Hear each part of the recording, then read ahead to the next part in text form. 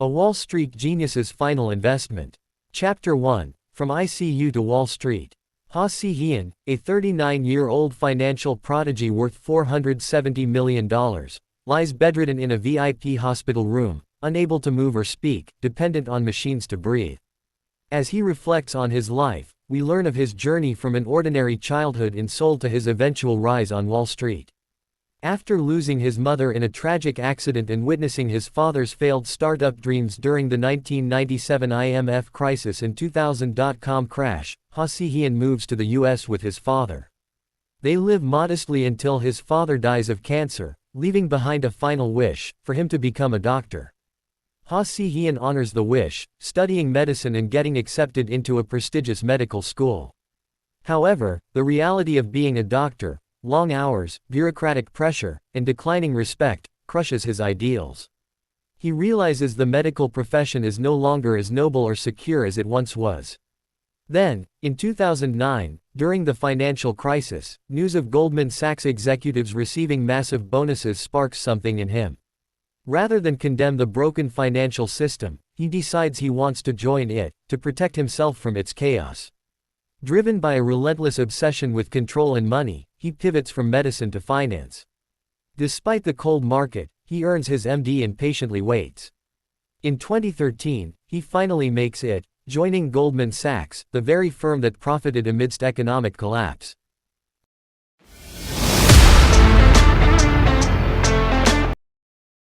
Wall Street Genius's Final Investment. Chapter 2 Recap. Breaking the Bamboo Ceiling. The narrator recounts his grueling early days at Goldman Sachs, where he was reduced to an Excel slave, endlessly creating spreadsheets with no real understanding of the company's core operations. Despite the prestigious title of analyst, the job was grueling, and only a select few advanced beyond the initial 2-year contract. Promotions were tough, especially for Asians, who faced the so-called bamboo ceiling due to racial bias.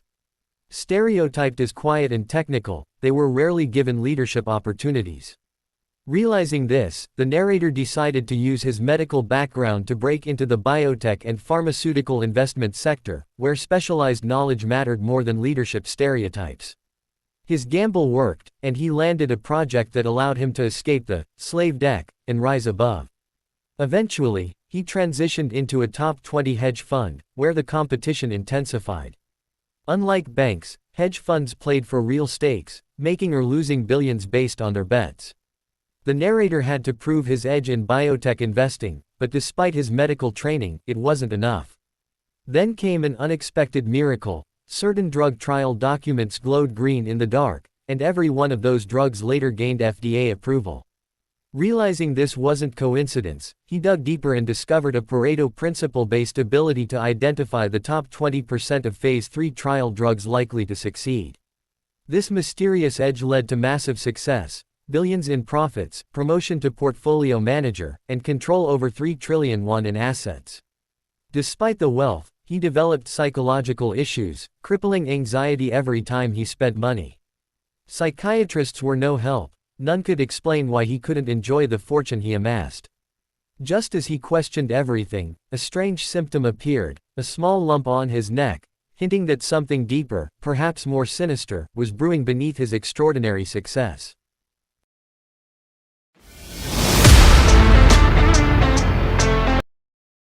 A Wall Street Genius's Final Investment.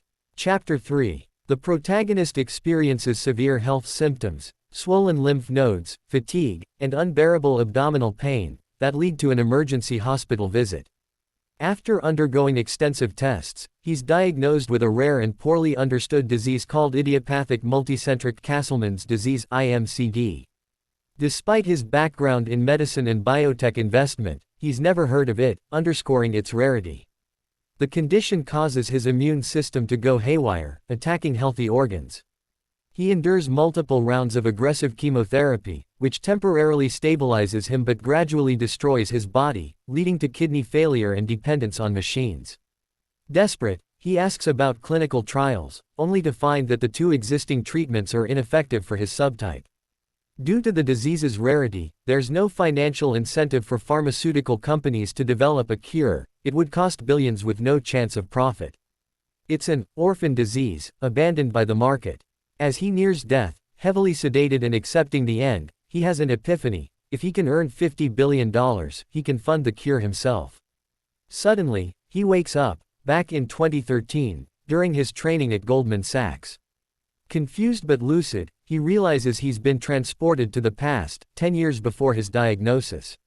It's his second chance. Determined and with full knowledge of what's to come, he resolves to change the future, starting from this day forward.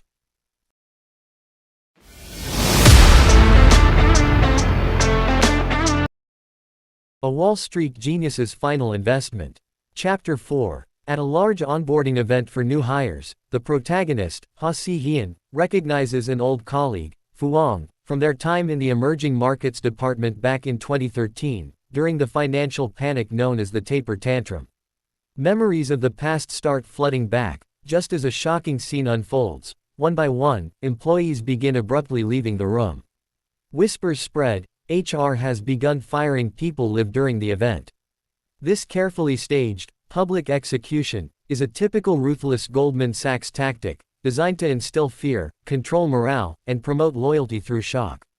The protagonist, reborn with memories of his past life, sees through the manipulation while others panic. After the event, Ha Si-hyun receives a call from our.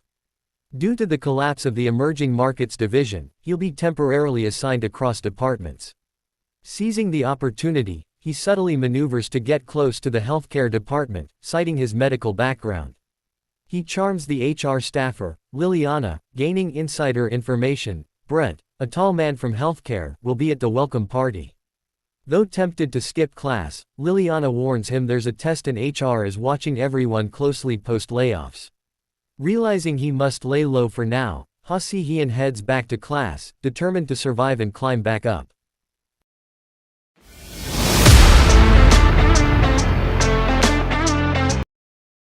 A Wall Street Genius's Final Investment. Chapter 5 Recap. Excel Trials and Wall Street Survival.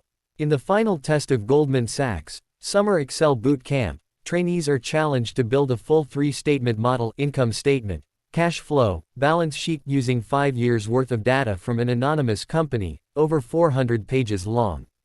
The main character struggles at first but regains his muscle memory, blazing through the Excel shortcuts with the skill of a seasoned veteran, impressing both peers and the instructor. Despite completing the task flawlessly, he feels no satisfaction. It's just skilled labor for a corporate machine. As a reward, he treats himself to an indulgent Starbucks order and reflects on his larger goal: to raise $50 billion to fund a cure for a ticking time bomb inside him, with only 10 years left.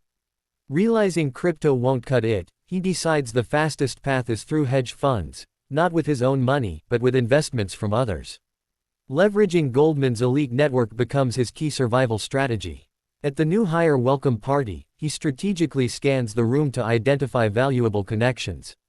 Knowing Wall Street's class divide, front office nobles, middle office clergy, back office commoners, he begins filtering out peers to find the most beneficial allies, setting the stage for his future financial empire.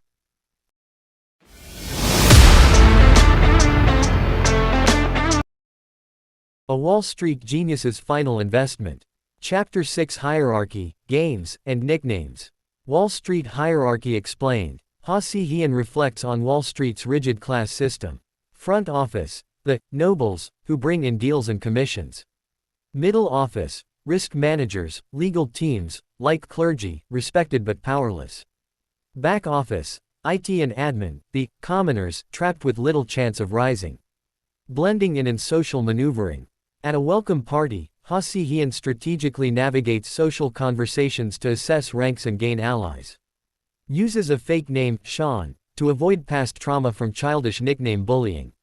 Outsmarts Kent Harvest, a petty noble type, by turning the tables with a sharp wit and calling him Ken Doll.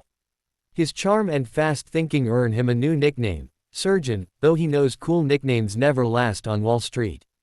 Liliana's perspective. Liliana, HR staff, watches Ha Si-hyun with intrigue. She relates to being stuck in the back office despite ambition. He stands out for treating her like a partner, even proposing collaboration.